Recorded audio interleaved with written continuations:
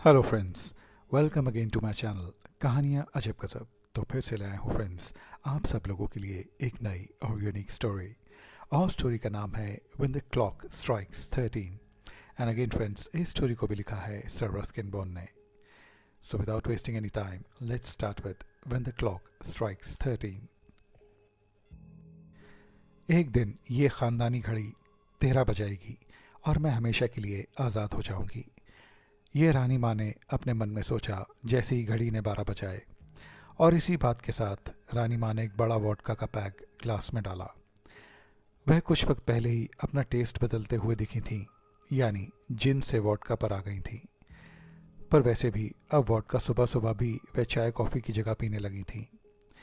ये vodka bottle अब आधी हो चुकी थी, पर शाम तक ये बॉटल उनको आराम से नशे में रखेगी। फिर उनका नौकर कम रसोइया बहादुर आया, जो शाम तक एक और बोतल और खाने में सब्जी पकेगी कौन सी पकेगी वह लेकर आया। रानी माँ ने कभी भी ब्रेकफास्ट या लंच की चिंता नहीं की, तब भी वह अच्छी खासी हट्टी कट्टी और वज़नदार थीं। वह रानीपुर के एक बेहद गगनचुंबी अपार्टमेंट के 7वें फ्लोर पर रहती थीं। इस 7वें माले ने रानी माँ के अकेलेपन और सूनेपन में और चार चांद लगा दिए थे। बीते हुए सालों में सभी यार दोस्त उनकी तीखी ज़बान और बेहद अक्खड़ रवैये से परेशान होकर उनसे बातचीत छोड़ के जा चुके थे। उनका कोई बच्चा भी नहीं था, क्योंकि शादी की उम्र उनकी निकल चुकी थी। कभी कभी कोई दूर का भांजा या भतीजा उधार पैसे लेने आता, पर खाली हाथ ही वापस लौट जाता। जिंदा रहने के लिए रानी माँ के पास कोई नहीं था। हर दिन अपनी वोडका के तीसरे पैक के बाद वह खुदकुशी करना चाहती थी। पर तभी जब वह घड़ी 13 बजाए, फिर वह वक्त रानी माँ के लिए रुकेगा और वह उस मौत के एक पल में हमेशा के लिए खो जाएंगी, क्योंकि वह पल भी एक ख़ास पल होगा रानी माँ की तरह। कोई नींद की गोली नहीं, कोई एल्प्रेक्स की ओवरडोज नहीं, कोई वोडका में दवाई नहीं, कुछ नहीं। और फिर उनके हाथ पैर उनके काबू में नहीं थे, इसलिए अपनी खुद की कलाई को काट नहीं पाई। और फिर कभी ऐसा होता भी तो बहादुर रानी माँ को खून में लथपथ कारपेट पर तड़पते हुए देखता तो वह तुरंत डॉक्टर को बुलाने भागता। इससे रानी माँ का खुदकुशी का सपना सपना ही रह जाता। उस कमरे की उस पुरानी अलमारी में एक पुरानी बड़ी शॉटगन थी। इस बंदूक से भी रानी माँ आत्महत्या नहीं कर सकती थी, पर इस बंदूक की हालत बहुत ठीक नहीं थी। इसकी गोलियां भी बिल्कुल गली सड़ी हुई थीं। वह तो बस खाली किसी चोर डाकू को डराने के लिए थी। एक ही तरीके से रानी माँ को आज़ादी मिल सकती थी। वह अपने अपार्टमेंट के 7वें माले से कूदें और आत्महत्या कर लें और हमेशा के लिए आज़ाद हो जाएं। अब 13 बजने का इंतज़ार नहीं करना चाहिए, क्योंकि वक्त किसी के लिए नहीं रुकता।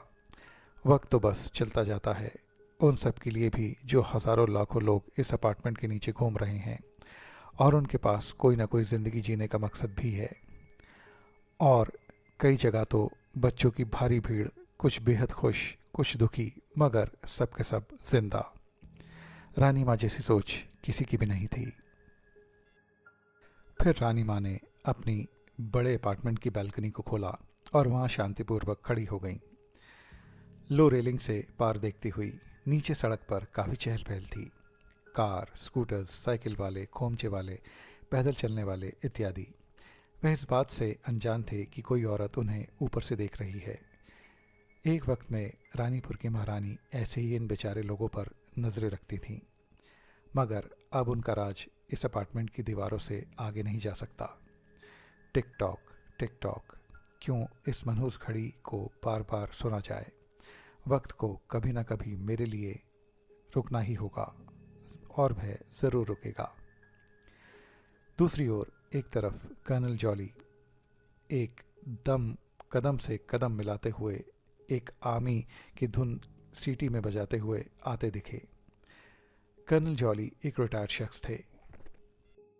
वो बैंक की ओर जा रहे थे अपनी पेंशन लेने। वह चलना फिरना पसंद करते थे।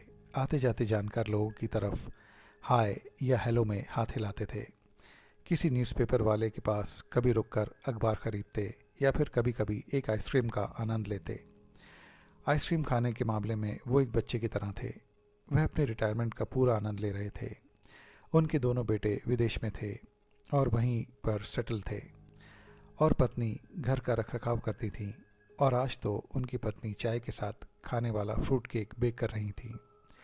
फिर जैसे ही कर्नल जॉली उस ऊंचे अपार्टमेंट वाली बिल्डिंग के नीचे से निकले, कुछ ऐसा उनके ऊपर आया जिसके बारे में उन्होंने कभी सोचा भी नहीं था। उन्हें पता नहीं चला कि उनके ऊपर ये क्या आया है। उनकी नज़रें काले अंधेरे साए से पूरी तरह ढक गई थीं। एक पल को तो वो आराम से उस रोड पर चहलकदमी कर रहे थे, और अगले ही पल वे एक बड़ी भारी भरकम चीज़ के नीचे दबे थे, जो उनको ऊपर एक कॉमेट यानी उल्का पिंड की तरह उनके ऊपर आकर गिरा था। ये कोई नहीं बल्कि हमारी परम पूज्य रानी माँ थीं, जो आत्महत्या करने के चक्कर में ऊपर से कूदी और कर्नल साहब पर गिर पड़ी थीं। दोनों कर्नल और रानी माँ को नज़दीकी अस्पताल पर ले जाया गया। कर्नल साहब की रीढ़ और गर्दन के टुकड़े टुकड़े हो चुके थे, उन्होंने वहीं दम तोड़ दिया था। रानी माँ ने पूरी तरह ठीक होने में वक्त लगाया, पर ठीक हो गई, क्योंकि उनकी यह कूद उस बेचारे कर्नल जॉली पर आकर ख़त्म हुई थी। इससे वह बच गई थी।